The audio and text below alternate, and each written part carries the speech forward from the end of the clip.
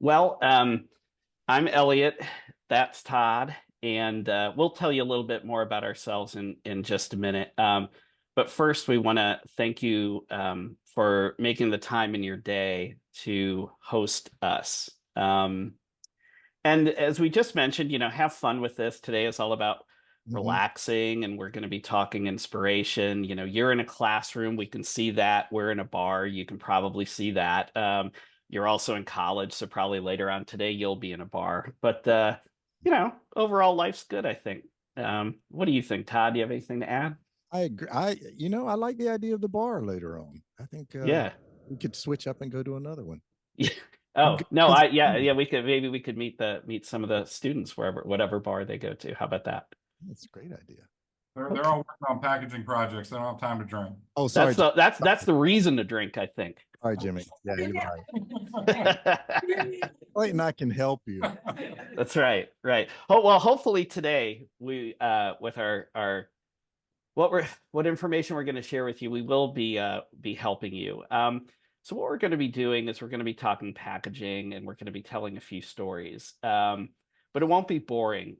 We promise. And I don't know what your professor has told you, but we are also, in addition to being designers, we are also podcast Yeah, hosts, co-hosts. And so we'll tell you a little bit about our podcast, and hopefully by the end of our talk, you guys will all be rabid subscribers. So that's our goal. So packaging information plus brainwashing. yeah, there you go. And maybe some swag too. And thanks, first of all, thank you for the invitation to talk to you guys today. It's great to see you.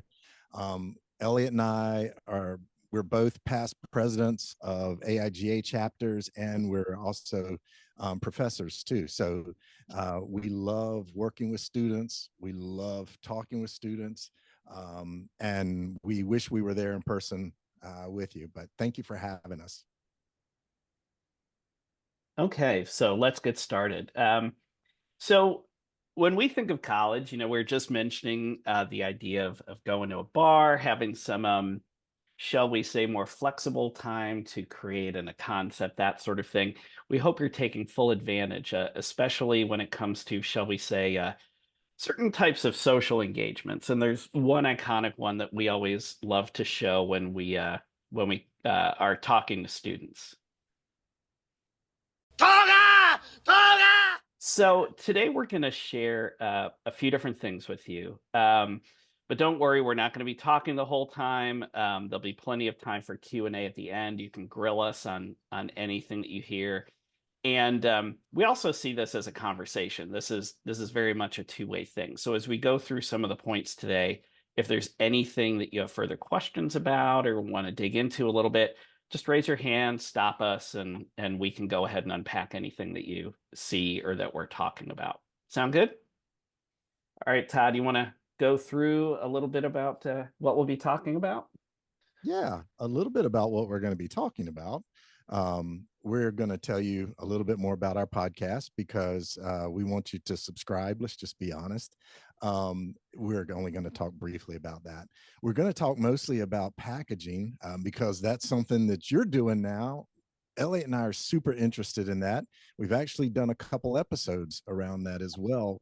So we've done a little bit of research, and we have a point of view on that. One of those is that packaging has to tell a story. So we're going to talk to you about how the packaging tells a story, and then we'll have plenty of time for questions in it. And we will dodge the answers, but you can keep asking questions. We'll be Elliot? very creative in our non-answers, right? Yeah. And also, we're not above bribery. We want you to participate. So ask good questions. Maybe get some swag. We actually will have a discount code for all of you at the end, so you can get discounted swag.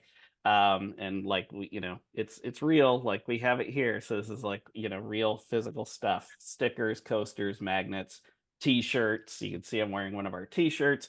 So a wide variety of stuff. So let's start with just a minute about Elliot and me. Go to the next slide This is one thing we are experts in. then. Us. Yeah. So we put our names under our pictures so we can remember who is who. And as Todd mentioned, we have a history. We've taught. We've been designers for a number of years.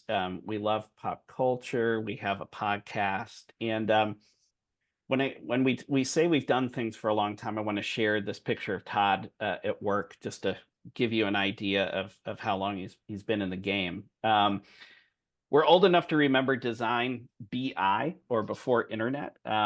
So Todd is it might be a little hard to see. Todd, what are you laying out here? What piece of advertising is this? Well, okay, so it's really not me, but I'm laying out my ads for ping pong tables and Bibles. If you can see that, because they should go together, I guess. Yeah, But absolutely. we've done some pay stuff, right? Where you used to have to glue type and junk together to get your boards. So we want to share just a very, very quick story about our working relationship, because we actually have worked together in the past, and we've been working together for a long time. So this was a magazine several years ago, a design magazine called How. It still exists in as a design conference, I think, today. But do a quick show of hands for all of you out there. Have you ever heard of a designer named Charles Spencer Anderson, or maybe Chuck Anderson? Does he ring a bell at all for you guys? C.S. Anderson.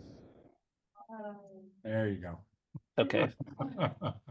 So some folks have. So he's a pretty well-known guy in Minneapolis, and he's designed some packages over the years, among many other things. And he's really one of our design heroes. So the reason we bring up this magazine is because we really love one of the posters that he designed that's in the magazine. And if you look at this poster up close, you can see that there are a number of packages in this, right? You can see a lot of brands like Junior Mints, Yoo-Hoo, Todd's favorite, Pez, This Pick was for cereal. Seinfeld, right? What's that? This was for Seinfeld. Yeah, it was for the TV series Seinfeld, and this was for a magazine called Entertainment Weekly. Um, so, it was one thing from every single episode of Seinfeld that he combined in this one poster. So it's pretty amazing in terms of a work of collage. So, like, why are we showing you this aside from the packaging? We're pretty close to him. Yeah. Turns out we were right there with him. With a poster we did, which Todd will I think readily admit more than I will, because I'm still in therapy, that this poster is the bane of my existence as a creative product. Yeah. So Do you want me to explain a little bit about it? How it ended up in a respected annual? well, okay. So first things first, we think that the magazine must have had a hole in their layout, and it was the perfect size to drop our poster into, because there's really no other reason why this poster would be in there. And if you look, even the photo was pretty crummy, right? So this was before you submitted digital files. You actually had to photograph work and submit it on slides. And so, like, we we submitted a crummy slide that was great for a crummy poster. So what were we thinking, and what was this magazine thinking? And I'm gonna let Todd explain the what were we thinking. So it was a joke, not a very good joke now when it shows up in an annual. It was a joke that it started. I will say Elliot was against the joke the whole time, rolling his eyes, like you could so hard you could hear him rolling his eyes. And anyway, we thought it would be funny to prank our client. This was for a food drive, so it's these horrible puns. The copy's just horrible. So we thought it'd be fun. Should we read some? I'll read some of the copies super quick. So, hot dog, it's time for a food drive. Get your buns moving. You must have heard we need to catch up before we're in a pickle. So really terrible. Don't write anything that bad ever. But anyway, so it turns out our client freaked and loved it, so it had to get produced. But they didn't make us enter it into an award show. I did that dumb decision myself, because I was like, we had an extra for the money we were putting in. We had an extra space, and I was like, hey, this will be funny. It'll, nothing will happen, but I'll tell Elliot, hey, I thought your poster was great, and I entered it in this award show. remember that. Remember that phrase, because Todd never told me. Yeah. He never told me. Never told him till I had to, till it showed up. Yeah, till I literally got the magazine, because I subscribed to this magazine. Magazine gets delivered. I'm just arbitrarily flipping through it one day, and I was like, wait a second. I know that poster. But hey, time to leave that one and show that we redeemed ourselves, right? Yeah, we actually do know what we're doing. So this was a poster when Krispy Kreme donuts, I'm sure you've all heard of Krispy Kreme, or maybe you had some this morning. When Krispy Kreme had an anniversary, when they turned 65, I was lucky enough to be able to design a poster for them, for their executive team. So that poster looks a lot better, and also did pretty well. It was pretty well received. It really was. I'm going to brag on my co-host. This poster is actually in the Library of Congress, so not too shabby for a guy that writes shitty puns and gets from hot dogs to donuts. That's right. And this is one that I did as a promotion for a really well-known printer. Their only thing was you got to use the number 40 because it was a 40-inch press. And I thought what the world needed was a public service announcement about protecting yourself from the undead. So I did 40 steps to prepare yourself for the undead. You know, this is good. This is just in time for Halloween. I didn't think about it, but yeah, so it's still relevant, right? Absolutely. There's always more undead. Just ask Hollywood. Yeah. You can never get enough undead. So we're going to share a couple quick things with you, and we're going to ask, what do you think these things have in common? So you may know of the. Does everyone know what these three things are as you're looking at them? Cricket. Yeah.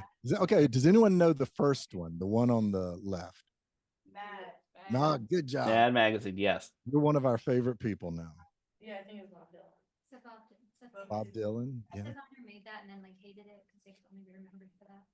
It's Milton Glaser, wasn't it? Oh, yeah. And the one on the right Batman. from the TV show, right? Yeah, why y'all fade out when you talk? You're like Batman. I mean, yeah, that you're right. Good job on that. Yeah, you can just shout it out, man. We're all friends here. Yeah, absolutely. You've already shown that Ellie and I can make mistakes, really. Yeah. Did you see the poster we made earlier? So what do these things have in common, aside from them all being on the screen?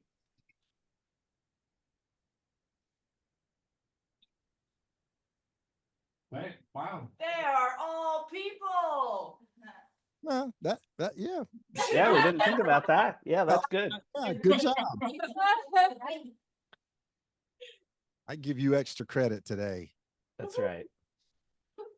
I mean, really, the thing they all have in common is that Todd and I love all of these things. I mean, that's really it, right? So Mad Magazine we love because it's irreverent, you know, multi-generational, that kind of thing. You saw posters that we had done, you know, the good, bad, and ugly, I guess. So, you know, the Bob Dylan poster, you know, one of the most iconic posters ever made by Milton Glaser. And then Todd, I think you need to talk about your love of Batman. So I fully understand that the Batman of 1966 is not the Batman of today. And that's one of the reasons I fell in love with it when I discovered it. I wasn't very familiar with it when it came out, of course. But you know, there's just something about the low browness of that we love. Both Elliot and I love the collision of highbrow and lowbrow. So it's pretty appropriate that we have Batman TV show right next to Milton Glaser masterpiece. Yeah, so it's like, how do these things come together? Is there a sense of humor? Like, we're fans of people having a sense of humor but not really having an ego. But all of these things, I would say that they do have in common is for a variety of reasons. They're all very, very creative, right? These are all creative expressions. And And also, all of these things, there was collaboration that was involved between multiple people to help make these things and make them great.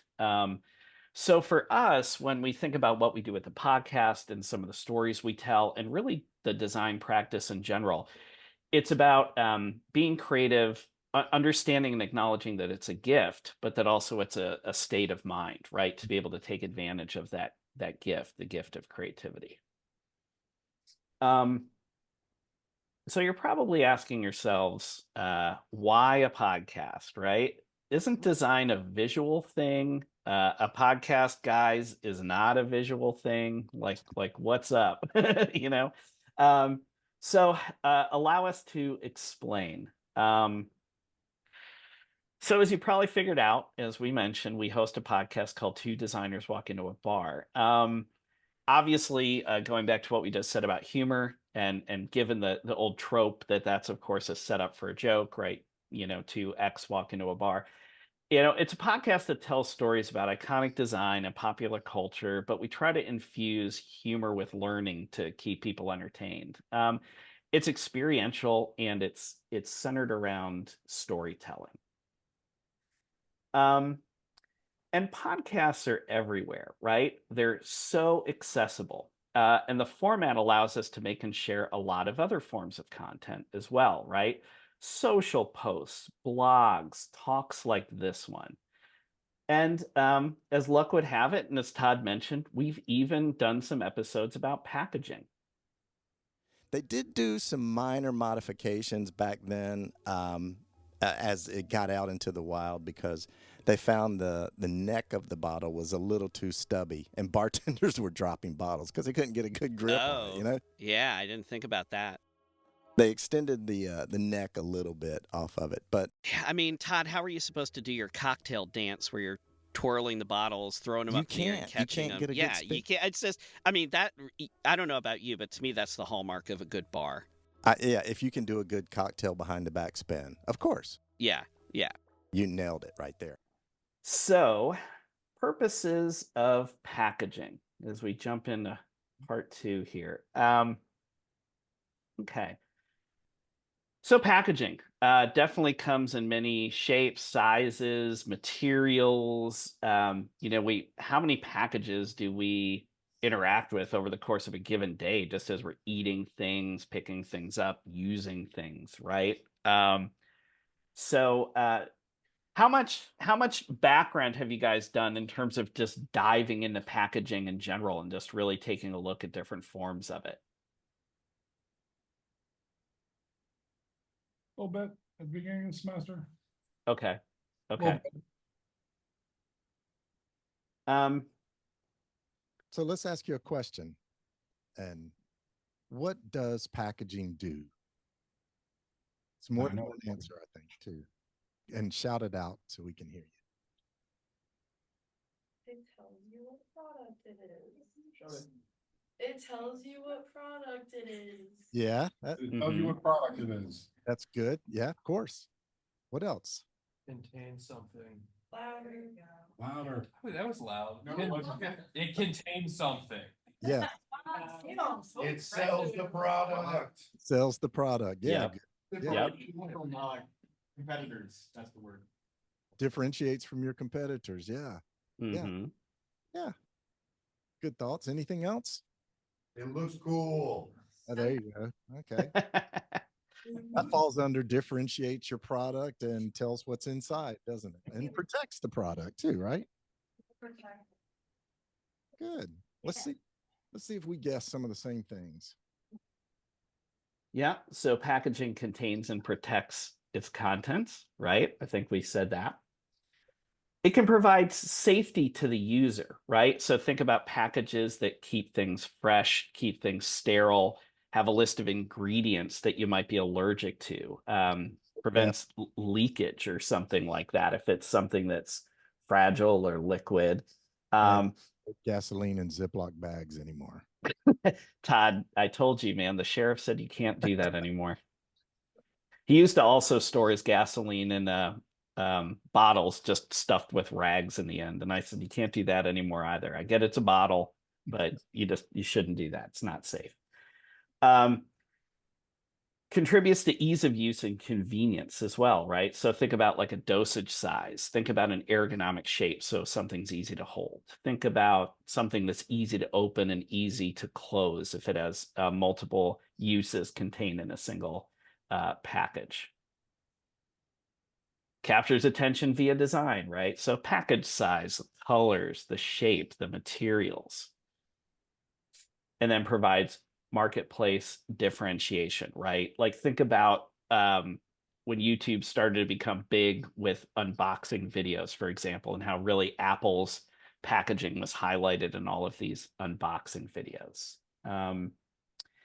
And so a lot of these were hit on. You guys did an amazing job. And so we want to focus on these last two bullets because they really set the table for some storytelling opportunities, right? So this is how we sort of weave the podcast into talking about packaging a little bit. Yeah, so let's talk a little bit about how packaging can tell brand stories. And to get us into it, we're going to play a little game to start with.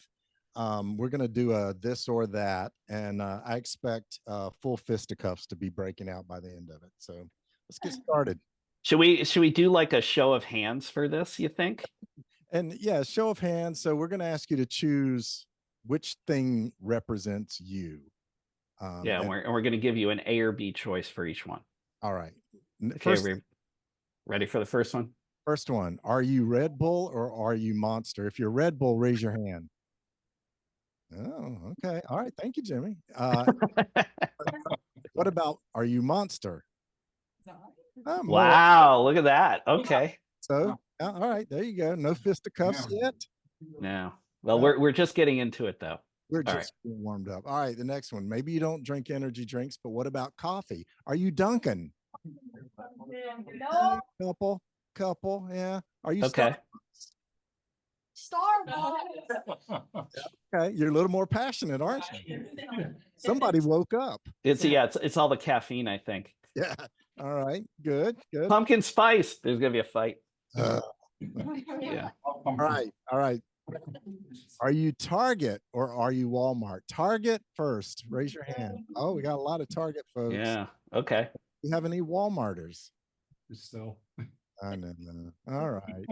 So everybody likes.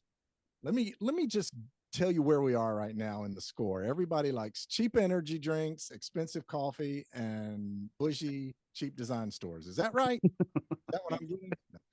I'm with you on all of those. I think it's because the Target bag was bigger, so you Yeah. could put more Monster Energy and coffee drinks in the bag. It probably looks cooler. too. Yeah. All right. Here's another one. Are you McDonald's or are you Chick-fil-A? McDonald's, show of hands. Oh, thank you. Okay, we got a couple. Thank you, brave people. Okay. Chick-fil-A. Chick-fil-A. All right. Keep your hands up. Yep. It's Sunday morning and you want something to eat. Are you still Chick-fil-A? Oh, Not on Sunday. yeah. All right. Just heat it up in the microwave. Yeah, so I go. Yeah, you go on Friday and then you freeze it all. You get enough for the weekend. That's college thinking right there, Elliot. It is absolutely. All right, well, we got one last one for you guys. One more. This is a biggie. Coke or Pepsi? Who's Coke? Oh. See, now here's where the fighting starts. Anybody Pepsi? Any Pepsi drinkers? Yeah. I'm with you, brothers and sisters. Yeah, Todd and I had a fight about this. We thought about this. We did an episode about fighting about this. But yeah, okay. So all of those things, what you have done, and our visual of the room is not as good as yours is, but you just self-identified as a tribe and all these different categories. So it would be interesting for you to, again, if we saw you, we could say, oh yeah, you know what, this part of the room, they raised their hands, for all the same thing. This one did the other.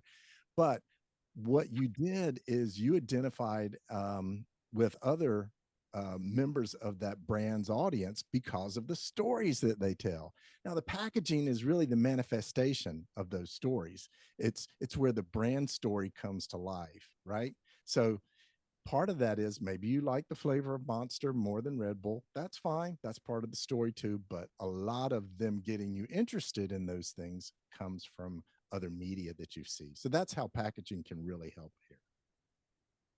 Yeah. So why does this matter? Yeah, like Todd was just saying, like when you encounter the product on the shelf, it's sort of the culmination of all these other efforts that have sort of primed you to respond once you see the product itself, right?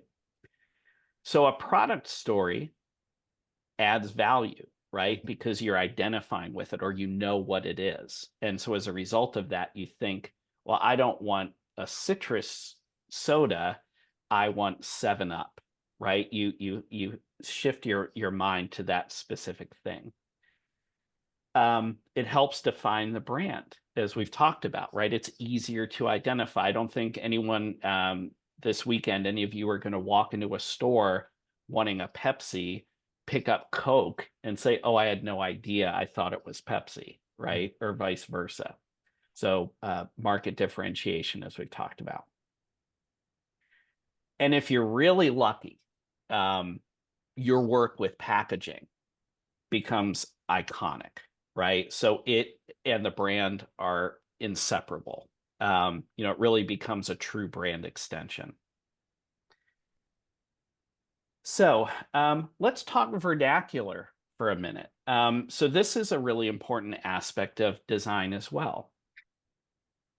Okay, so you see some record albums here. And yes, they are in fact all record albums. They're not CDs. They're not thumbnails on your phone. These are genuine record album covers.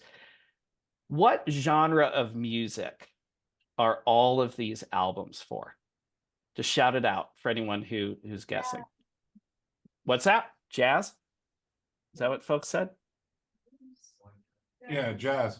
Good. Okay. How do you know that? The vibe. The what? The vibe. But break down the vibe. Trumpet. Okay. Okay. So you see some instruments. I saw a rock band 2 weeks ago. They had a trumpet in it. And the saxophone. I've seen rock bands with saxophones too. And the high heel shoes. Just start calling out distinguishing features of the design work you're looking at. You know what this all is. The dual tone images, like the blue and the black, the darker. I feel like, what is that Blue Note record label thing? They did a bunch of jazz albums in that time. Mm-hmm. Good eye. Yep.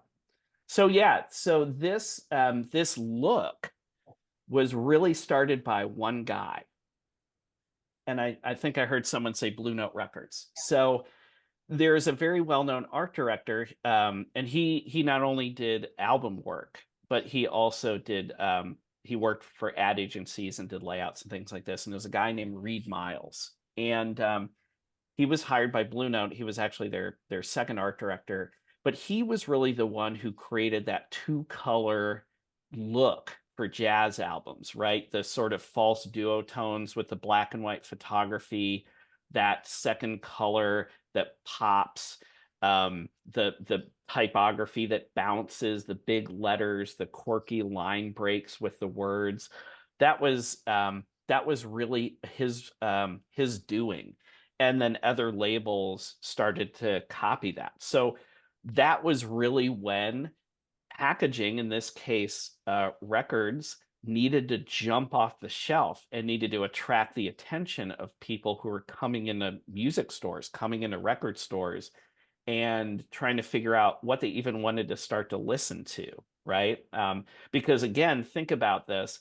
A lot of times people would be hearing these songs on the radio. They didn't have any artwork to accompany that. They didn't have iPhones, they didn't have Spotify or any of this stuff.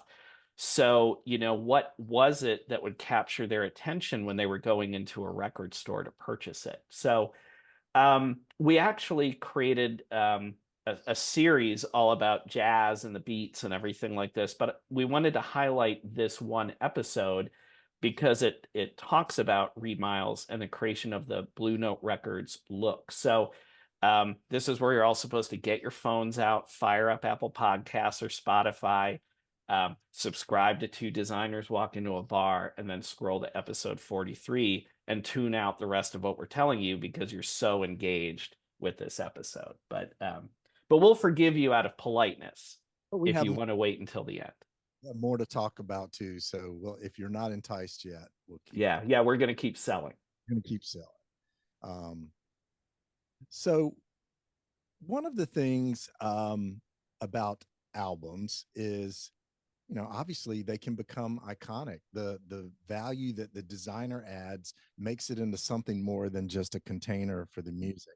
When they work together, that's sort of magic right there. So we did. Anyone know this album? Just quickly. Oh my gosh, I'm gonna die if you don't know this album. Bro, have you heard? Anyone heard of the Rolling Stones? Okay, all right. That's a good place to start. This album is called Sticky Fingers. It's an earlier album, late '60s, I think, was when it came out. This is when the Rolling Stones were still dangerous. Before they, I don't know, what are they, Elliot, 1,000 years old now? Yeah. I think there's a pyramid with some hieroglyphics and it's Mick Jagger dancing. I think you're right. Anyway, anyone know who designed this album cover? Shout it out if you do. No? Have you ever heard of a guy named Andy Warhol? Oh. Ah! It's just like, I was just getting ready to say that. You beat me to it. To it. Yes. So here's a little story about this album cover. It has a real working zipper. The original did. You can't buy it now unless you're going to pay a fortune. But the original album, the 12-inch by 12-inch, had a real working zipper as part of it. So you can imagine like how, let's say, salacious that was. You send an album of a picture of a dude's crotch with a zipper. Is anybody gonna like see what's under there? Probably. But here's what happened. Like they had pitched Mick and Andy. We're on first name basis now. They were at Studio 54, and Mick was like, "We want to do the next album, and it's called Sticky Fingers." I mean, it sounded just like Mick Jagger said that. And he was like, "You should use a picture of a dude's crotch with a real working zipper." And they were like, "Brilliant idea." And then they had to figure out how to do it. So they did this working zipper, and they shipped 100,000 records that all arrived scratched, because guess what? If you put metal on top of vinyl, it doesn't like it. So the risk of losing all their money, they had a last minute brainstorm, which was to employ a bunch of little old ladies in Brooklyn to go to the record plant and physically unzip the zipper halfway, the way you see it there in this photograph. So the metal part of the zipper would show up in the circular part of the album and not destroy Midnight Rambler. So look at this next time, or when you hear some Rolling Stones, just think about a bunch of little old ladies unzipping zippers in a record plant for the Rolling Stones. But if you want to hear more details, check out this episode where Elliot and I, we talk about, as he just said, about the beat generation, and then we move into sort of the pop art generation. So if you're interested in Andy Warhol or pop artists and all of their influence, you can check out this series as well. But this is a really good example of making the album more than just the music. The album itself told a story. The album itself was a little, air quotes, dangerous here. Yeah, it encouraged you to pick it up and wonder what was inside, as you said. Right. Which is the next point we're going to make about adding distinction to the product, right? Absolutely. Okay, so we're going to have a little quiz for you guys here again. So, does anyone know what this is? What brand this is for? This package? Coke. Uh-huh. You should not be saying Coke. You should be saying like Coke. There is nothing else that looks like this bottle.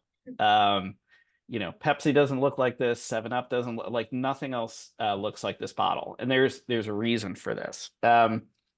So back in 1915, there was a senior executive named Harold Hirsch. And I'm not going to say what his position is because I'm going to ask you guys to guess his position within Coke when I'm done telling the story, like what his job title was.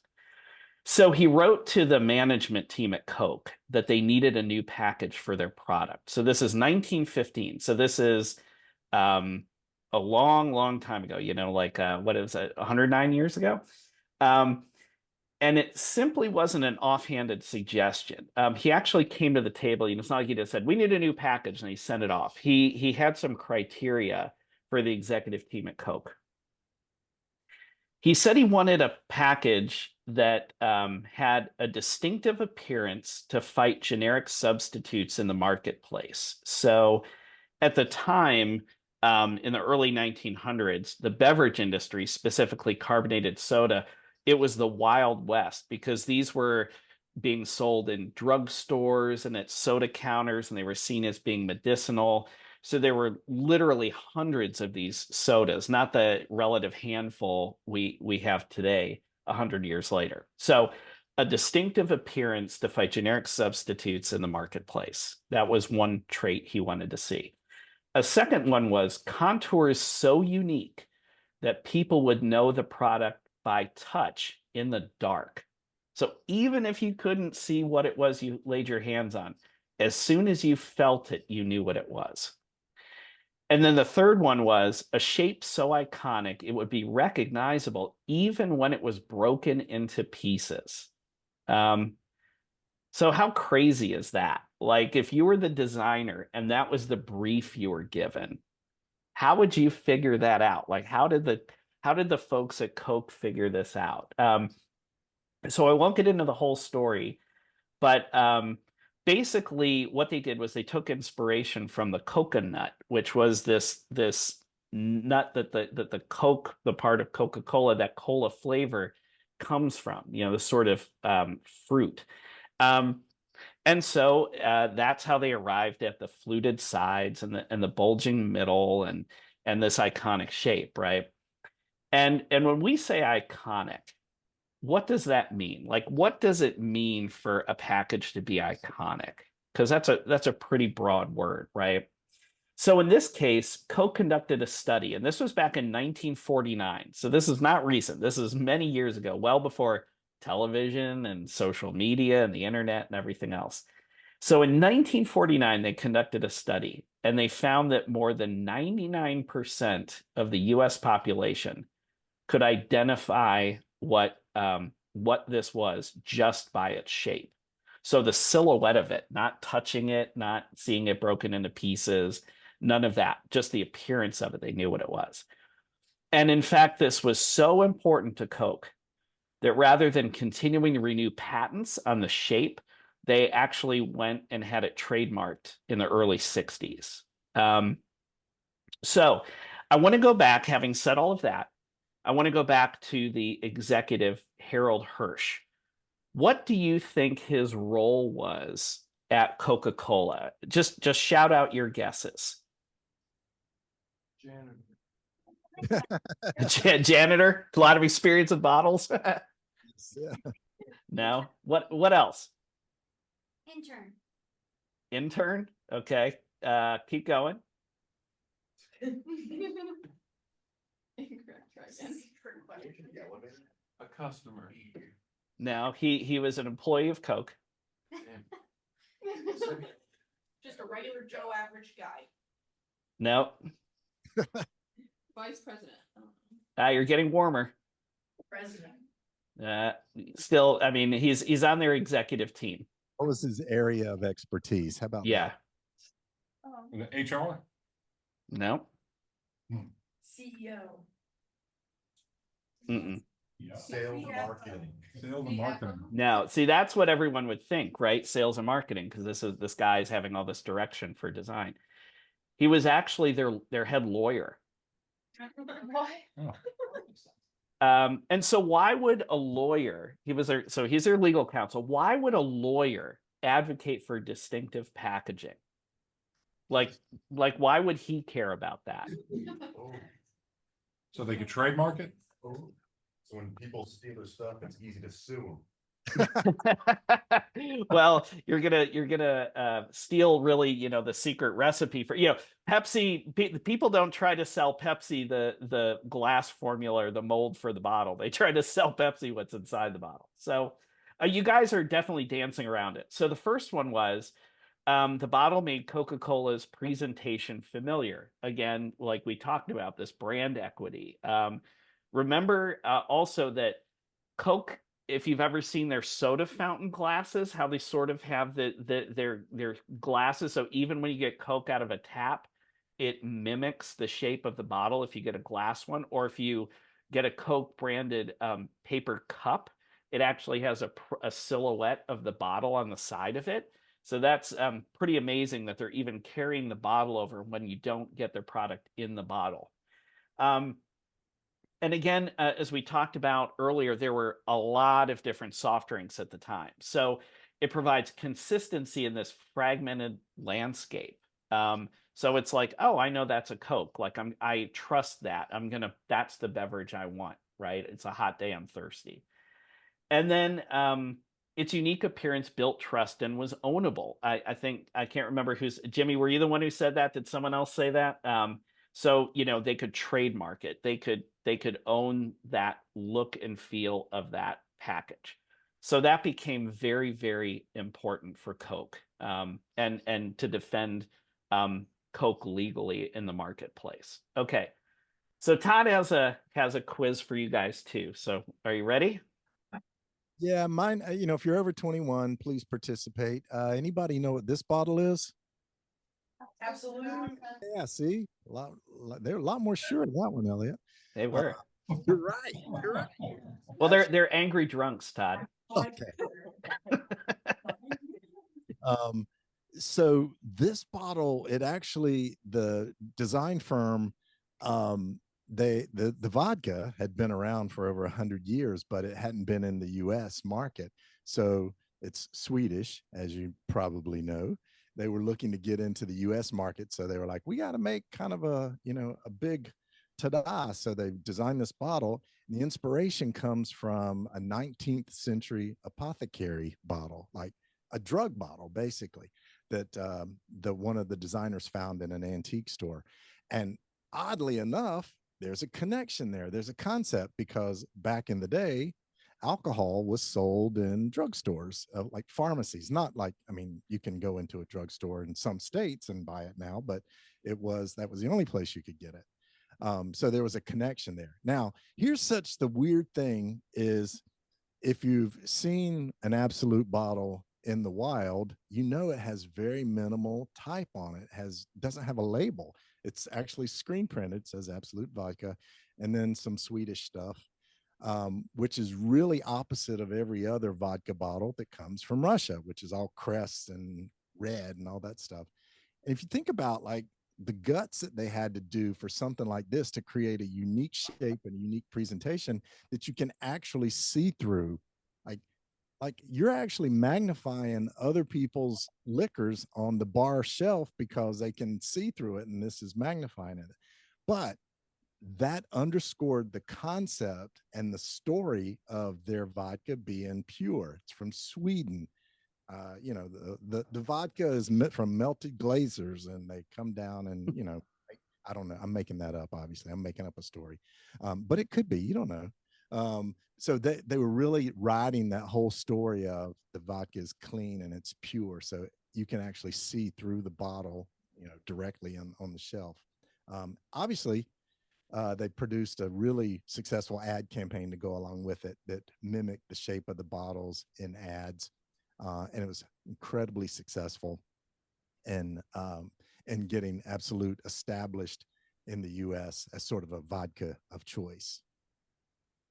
And we have an episode actually that talks about both of these bottles in greater depth, and it includes some of the information about that ad campaign that Todd was just mentioning. Again, very iconic ad campaign, and it was all based around the shape of the bottle.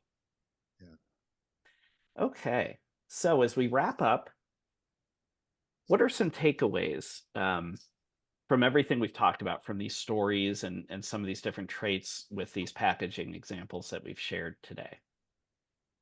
So the right packaging can define a product category. We've talked about that with jazz albums, for example. It can create a response, like we talked about with sticky fingers and the use of the zipper. And they turned lemons into lemonade by unzipping it halfway, and it made it even more desirable. Turning into a branding cornerstone. So in the case of either Coke bottle or the Absolut vodka bottle, they really are these cornerstones because it's where the consumer encounters the product, right? And that's how they see it on either the barroom shelf or, in their own kitchen and getting something to drink, whatever. And if all goes according to plan, it becomes so entrenched, the look, the feel, the design, that it can become iconic, right? And that's really when packages start to have shelf life. That's really when people really, when there's perhaps talk of changing something, they give it a really hard look before doing that because they're really concerned about customer familiarity, customer response to any sort of change. Because if that's how the product talks to the consumer, if you change the package, a lot of times they might think that the product inside is also changing. So you have to be very, very careful to walk that line with the trust you've established with your customer base. It gets lost on the shelf. Like there's a great Tropicana orange juice story where kids were because their orange juice had changed, but The package changed. The orange juice is orange juice. Yeah. Yeah. All right. So that's really it for us. So as we promised, we'll get into a discussion in just a moment and allow you to ask any questions that you guys want. Where can you find us? As we've mentioned earlier, we're literally in every one of your phones. However you choose to listen to podcasts, Apple Podcasts, Spotify, whatever. You can find us in your app of choice. We also have show notes, design examples, merch sales, wink, wink, nod, nod, on twodesignerswalkintoabar.com. So that is our web address. And you can email us there as well. That's hello@twodesignerswalkintoabar.com. And we also have a discount code, and this will be good through tomorrow through Halloween. So you go to twodesignerswalkintoabar.com. We have a big orange button that says merch, and that will allow you to save 50%. It's our education discount to you guys for any merch. So we want to thank you for the opportunity for us to occupy so much time, in your class period today. But we really appreciate the invitation, and we are open to answering any questions or having any additional conversation that you guys want. So we'll open up the floor to you. Go ahead, Ginger. How do you guys go about overcoming creative blocks when it comes to package design? Oh man, that's a great one. Way to go, Ginger. Hit us with a good one right up front. Well, interestingly enough, both Elliot and I, as you can tell, I'm going to answer for me, and then Elliot, you jump in if you like.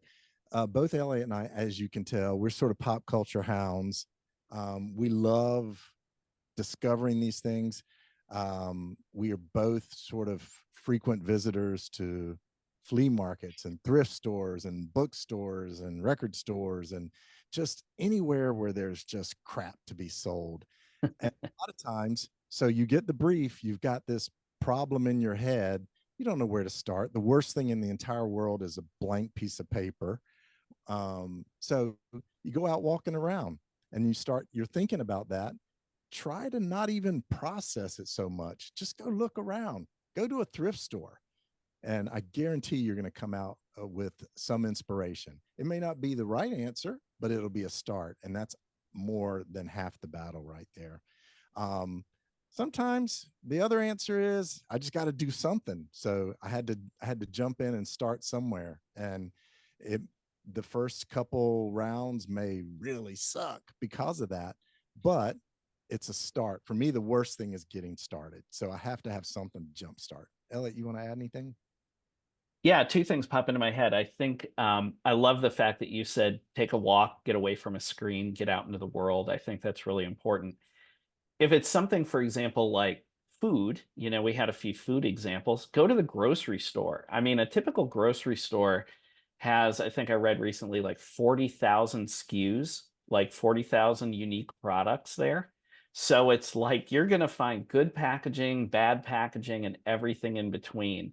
I don't know if you guys are near anything like a Whole Foods, but you get into, or a Publix, you get into some of these like higher end grocery stores, and they tend to have like overall some better packaging for the more premium products because again, why would I pay a premium price for a frozen pizza when there's all these other frozen pizzas, right? So go in and the objectives that you have, see how other people are doing that. And you're reminding me of a book. I don't have it readily handy, or I would share it. But Fossil watches, if you guys remember Fossil, if you ever heard of the brand Fossil, about 20 years ago, they came out with this great book called Tinspiration because all the Fossil watches come in a tin, and the tins are always themed for things like Boy Scout patches or Southern California surf culture or whatever. And they showed how they became inspired by going to flea markets and other places, like Todd said, buying those patches, buying postage stamps, buying all these different random things, and then old razor blade packages or whatever it might happen to be, and then taking that and translating it with the Fossil logo and everything like that to make it all about the running joke for years with Fossil was buy a tin, get a free watch. So they definitely took a middle of the line, watch in terms of the schema of like all the different kinds of watches you could buy, but they put it in such an interesting package that you were totally excited to go into a Fossil store, buy one of these watches. What other questions do you guys have? Go ahead, Emma. Make sure you get loud. Do you think there's gonna be an increase of like AI or like more interactive with like digital stuff for packaging like in the future? 100%. Yeah, Yeah. 100%. We just did a presentation about AI and creativity last week, and it's exciting and it's scary, equal amounts. It's definitely going to change a lot of how we all do what we do. So I would love when you're done with your questions, I would love to ask you some about that in particular. But yes, think about that. Elliot said you walk into a grocery store, that's an experience. They want to brand that experience as much and as quickly as possible so you know where you are. If you're at a Whole Foods, they don't want you to think you're at a discount store. AI, experiential design, things like augmented reality, things like that, definitely already being used in the packaging world and will just continue to escalate. People are they're going to tell bigger, broader, bolder stories using those tools. And I would say with COVID, think about at the beginning of COVID, the general public didn't really know what a QR code was, right? Now everybody knows what a QR code is, and everybody knows how they work and what they do. And that's a very base level version of this augmented packaging, because how many things, how many menus or products or whatever have a QR code on them, right? So you're getting people to go beyond just what they're looking at and go into their phones and get into this more curated experience. So that really, I think, when we look back on one of the things that came out of the pandemic, from a technology perspective or from like a technology literacy perspective. I think QR codes, I still don't think we understand the ripple effect from that. What else? But Go ahead. So since you two have been creating and designing for a long time, and you've had to like learn new programs and everything like that, what's been your like motivation and desire to keep up with all the programs and like make new things other than a bigger paycheck? And there's nothing wrong with that one. But for me, it's been to be able to tell bigger stories. At the end of the day, so I'm a designer, I'm a creative, but I work for brands, and I want to be able to show up in platforms that people are going to see and interact with and engage with. I want to be able to use tools that create content that I haven't been able to create yet. But the important thing in all of that is it's not the tool, it's the idea. So you always have to have that idea front and center, and then figure out how to make that tool work for you. Don't do what the tool needs to do. You control that. Yeah, That's- like one thing that people will ask me is they'll say, do you know Photoshop? Right? That's always the phrase. And I'll say, well, I know how to use Photoshop. And they'll say, well, I want to learn Photoshop. And I'll just sort of shake my head and say, you can't learn Photoshop. And they'll say, well, what do you mean by that? And I'll say, I don't know everything Photoshop does. I don't use all of the tools in Photoshop. And they'll say, but I thought you used Photoshop. I said, yeah, I literally use it every day, but I use it for the things I need to use it for. And I use the tools or features within Photoshop to accomplish the goals I have. And if I can't figure out how to do the thing I want to do, this idea of beginning with end in mind, then yeah, I hop on to Adobe's help, or I hop on to YouTube, or I go into Google and I say, well, how do I, do X in Photoshop? And usually I'm not the first person in the world to have this problem. And, you learn how to do it. And so you got to remain flexible and curious and open. But like Todd said, you have to have a creative goal. And then in the service of that goal, you're not just like wandering around through an application. You're getting, it's like closest to the pin, right? It's kind of like golf. You're hacking away as you're getting toward the hole, right? Sometimes you're able to do that in a couple strokes. Sometimes you go in the water, then you go in the sand trap, then you go under a tree. But either way, eventually you're going to get there, right? So, yeah, have your design objective or your storytelling objective in mind, and then use the appropriate tools to figure out how to make that vision tangible and shareable with other folks.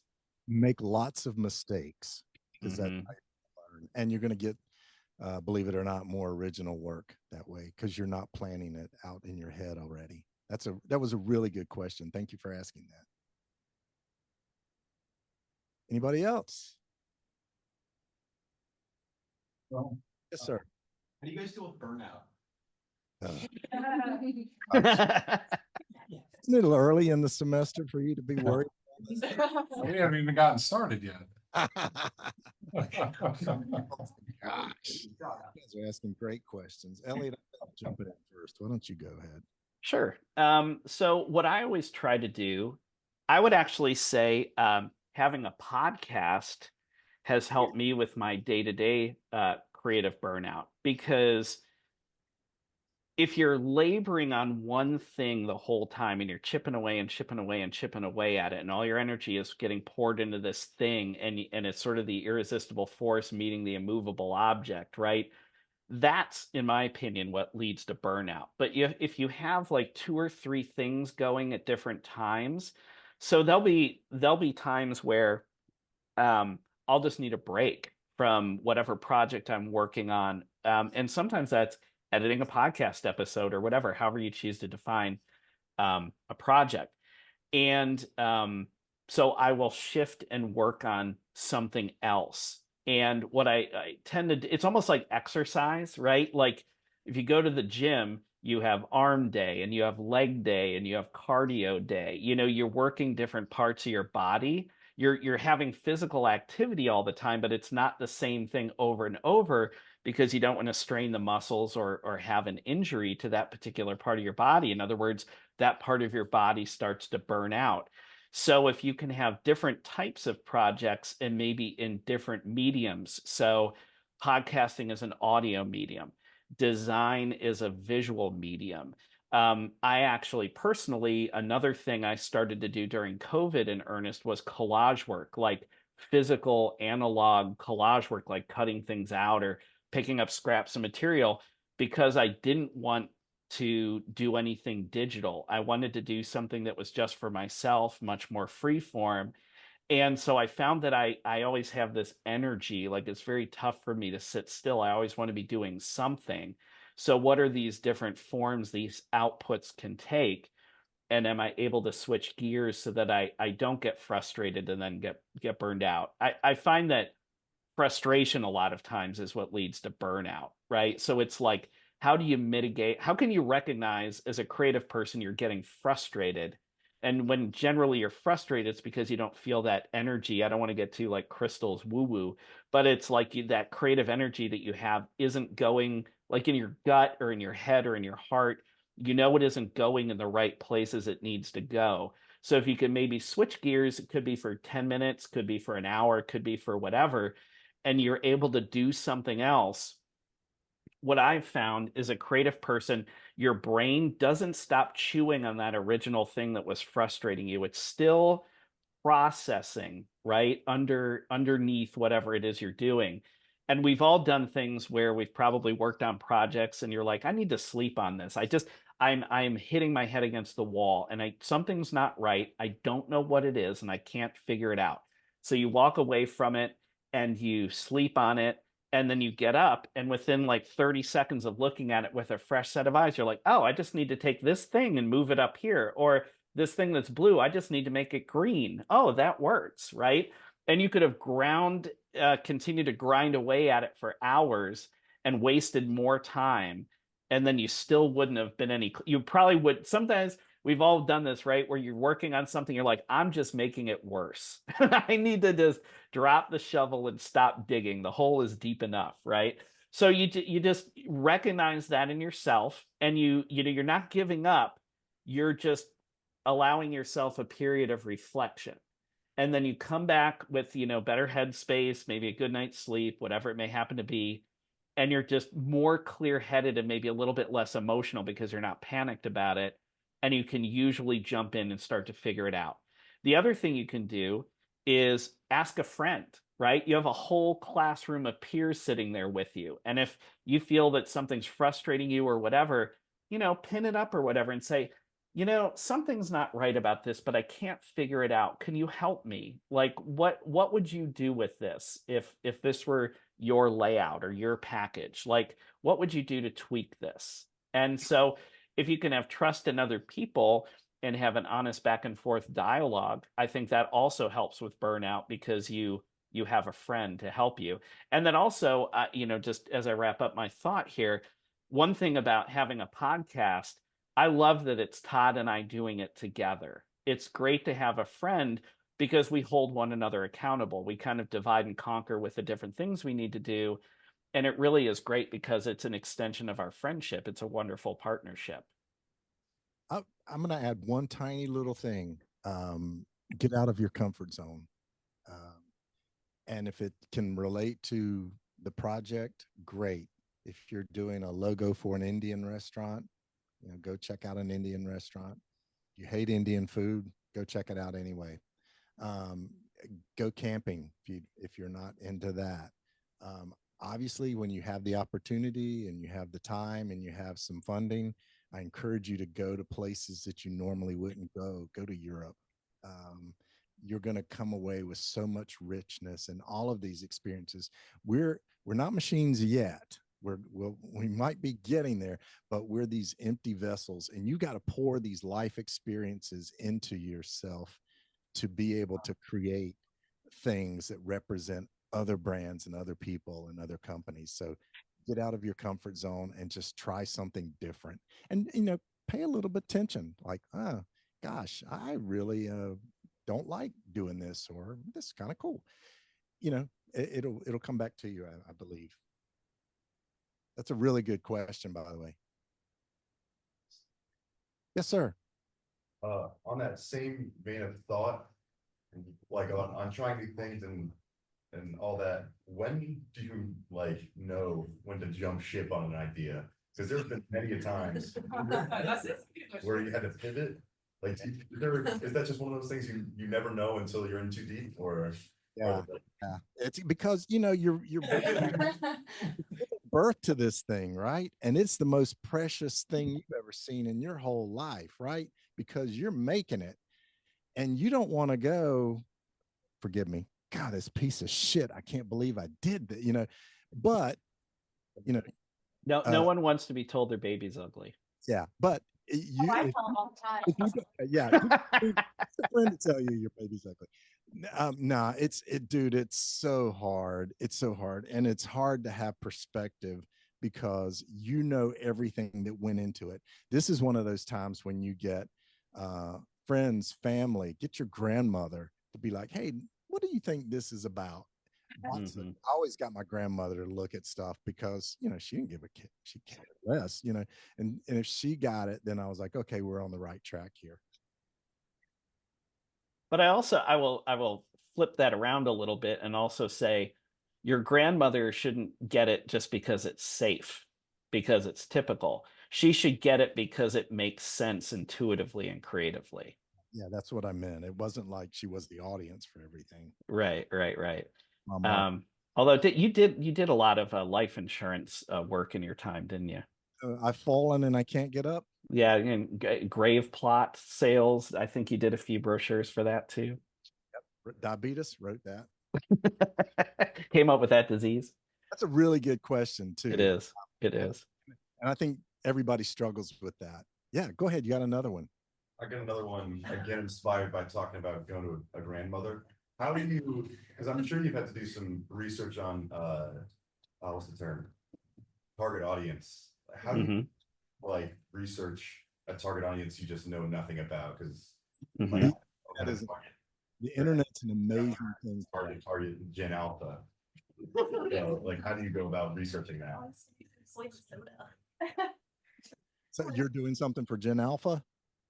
In general, I'm just saying in general. So there's tons. I love research because it does open your head up, and the internet is a wonderful place to start, as you would imagine. There's a lot of stuff that's probably not valuable, so make sure you're getting really good sources. But what you want to do in your head, think about it like this: you're creating a concept. I'm not talking about a design concept, something you're going to work on with fonts and colors. You're creating a concept of this person that you're talking to with this project. Like, give them a name, give them a face, pick out a stock photo or something who this person is, give them a backstory, make up a whole thing, and you're talking to that one person that represents that target audience. Because at the end of the day, we are humans talking to humans, and we have to make people feel like they belong and that they're special and whatever. We're going to solve their problems. So define that person based on data if you can. Make the data human. And that's called an audience persona. It's called an audience persona. So if you can go to Wikipedia or just Google, and you can learn a lot about audience personas. And to circle back about the AI question, and this is something that I've been doing more with my work, is I will actually use AI to build audience personas, and then you can start to bounce creative ideas off of these audience personas based on the qualities that you've given them through the research that you've done. Like, are they conservative or liberal? Do they live in a rural area or an urban area? Are they in good health or poor health? Are they affluent or are they just getting by. You know, there's all these different qualifiers. And so, you know, if like Todd just said, that's sort of the rich tapestry of what makes us all unique and what makes us all people. So you can actually use like a chat GPT or some of these other tools to create these personas. And then you can start bouncing ideas, these creative ideas off of these personas, right? You know, you just mentioned Gen Alpha, an idea that might completely land culturally, conceptually, aesthetically, whatever, with Gen Alpha for somebody who's in their 70s, they're not going to have any clue with regard to what you're talking about, right? So, you know, are you selling to the grandchild? Like, because last time I checked, young kids don't really have money, you know. So, although some do, you know, if they're gamers or whatever, but like, or are you selling to the grandparent that, you know, it ultimately will buy this toy or this snack or whatever it is for their grandchild? We don't really have this anymore, but two things I think about were Saturday morning cartoons, like in the 70s and in the 80s, and then catalogs. Like, you know, I think Amazon still has their like Christmas wish list catalog or whatever that they'll send out, a physical catalog. And you know, the reason they send that catalog out is because they want the kids to go through and dog ear all the pages of the stuff they want, and then go to their parents and grandparents to order it from Amazon for them. So, you know, you got to think about like who this is trying to appeal to. That's a great question. You guys have wonderful questions. You do. Yeah, very. Tell me what you got. Do you think we'll go back to go back to a time where like like you said, like catalogs and things like that, like do you think we'll be more like digital or more like physical like print stuff, like yeah, like traditional like Well, I have a point of view on that, and it is only a point of view. Just having done this for a lot of different years, and seen eras kind of come and go. We're in a place, and it will just continue to expand like that. So there's going to be a lot more digital. There's going to be a lot more augmented reality. There's going to be a lot more physical, traditional things, because all these things are going to have to coexist together. The reason why is right now there's I was doing a presentation yesterday. There's like 24 quadrillion bits of information loaded onto YouTube every week. I mean, that's an inconceivable number. That's like basically 24 brains of stuff. There's so much content that we can't filter it, we can't process it, we can't understand it. So our world is one where you have to zag while others are zigging if you want to get noticed and get your product noticed and survive.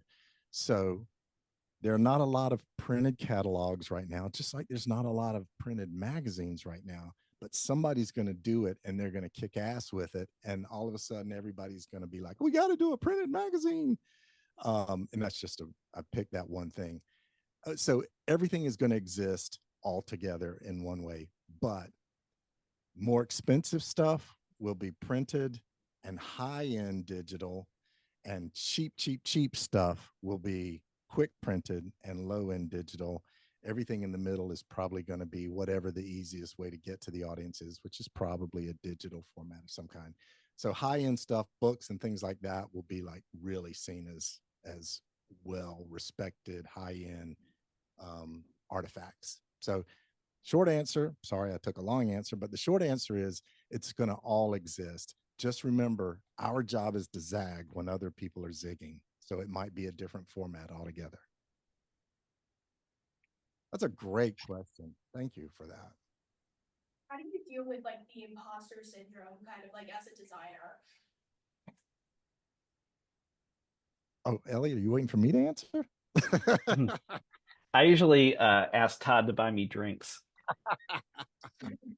Um, You know, I think that's sort of like you know, it's interesting, right? So I always say, you know, designers are sort of the fusion of three different types of folks. We're artists, we're technologists, and we're business people. in different amounts, right? And it's sort of like what do you need to be, or who do you need to be when you walk into the room, when you're reading the room, right? And it all depends on context. Who are the people asking the questions, and what are the sorts of answers that they need, or what are the answers that they're going to understand? And so I think there's always, as a result of those three different aspects, the technologist, the business person, and the creative person, those are always in tension. And I don't necessarily mean that in a bad way. Um, and I think sometimes when maybe you feel that one of those things is out of balance and overshadowing the other two, that's when the imposter syndrome starts to rear its ugly head a little bit. And I think that goes back to maybe after you get out of whatever that situation is that you feel that way. And because we all feel that way. I mean, I'm 51 years old and I still feel that way at times. That, you need to ask yourself, well, why, right? A moment of self-reflection. Well, why did I feel that way? Like, is it that someone thought I would have an answer that I didn't have? Is it I just didn't feel confident presenting my work, or, whatever it may happen to be? Um, and figure out why, and then just learn from that, like Todd said earlier, like, okay, we all make mistakes, we're all human, nobody's perfect. And it's like, well, how can I make sure that the next time I'm faced with a similar situation, that I don't have that same outcome, or I don't feel that same way? So um use it, glass half full, use it as a learning opportunity. And I think if you feel that you're always progressing, it almost goes back to the earlier question about, like, why are you learning new apps? Why are you, always trying to, after all this time, why have you stuck with design? I think for me personally, I've been doing this, whatever, 30 years because I love it. And if you love something like design, like, how can another person regard you as an imposter when you're like, but this is what I love. This is what I want to do.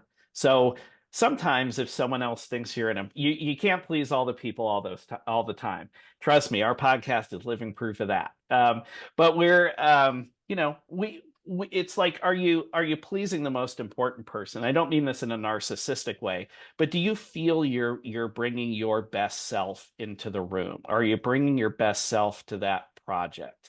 Um, and if you can say with confidence that, yes, I am, as with what I know and the skills I have brought my A game today. Like, I've tried to move the needle on behalf of the opportunity I've been given. Like, that's all you can do, you know? And I think if you're phoning it in, I think that's a different story, because if people are expecting you to perform at a certain level and you're not, I would almost argue that, yeah, it's not even really like an imposter syndrome, but you're just that's valid.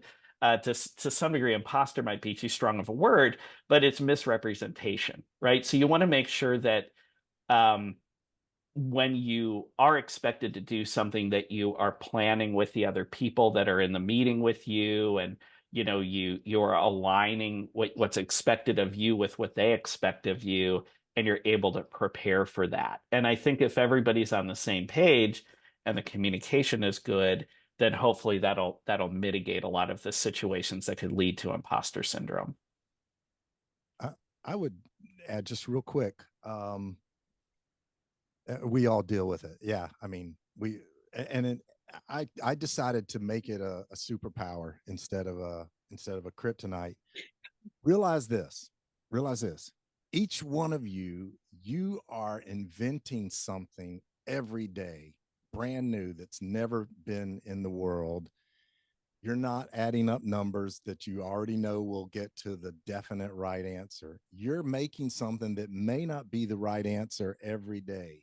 And that's creating something that a lot of the world can't do, and they don't understand how to do that. So you're carrying with you this, holy crap, did I do this right or wrong?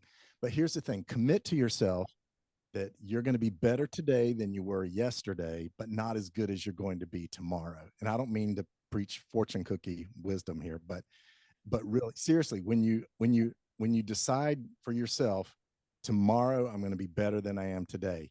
So a week from now, I'm going to look back on what I did today and go, I could have done that better. A year from now, you're going to look back, holy crap. But commit to doing and being better every single day. But realize you're doing something that not a lot of people get to do, and not a lot of people have the ability to do. You are doing something brand new every single day. That's a great point. Yeah. Non-creative people think what we do is sorcery. Like they truly think it's magic. They're like, how did you get this thing that you had in your head? How did you get it out and get it into the physical world? And it's something that I can lay my hands on and understand. I mean, if you think about that, that's crazy that people can do that. And yet designers do it all the time. Not only do we do it, it's second nature to do it. So yeah, just keep hammering away at that. What else? Have we exhausted you too much? Yes. You're done. They're fried. They've been sitting still too long. That's what it is. They're like, we want to go make some shit. Stop talking. Well, any words of wisdom, Jimmy, as we wrap up? Is there anything you want to close us out with? Mostly I just want to say thank you for doing this. I know we sort of chatted about this a while back. I want to say we started this chat like a year ago, didn't we? Something. It was a while ago. Yeah. Try and find the right time and place to get you all in here, and I think this was perfect. So I appreciate you all giving us your time and your talent and your wisdom.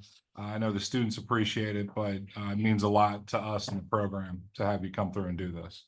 Well, thank you very much. And we've been recording this talk, so we'll edit it and we'll end up having it online and in our social channels and everything else. And you have a PDF of the deck we sent. So between those two things, if all of you want to refer back to anything that we said, that'll be available for you as well. Yeah, I appreciate that. Absolutely. Oh, and this is an exciting time of your life. Make the most of it. Just go crazy, fail fast, and keep moving on to something else. Like a toga party. All right, everyone. Take care. Thank you again.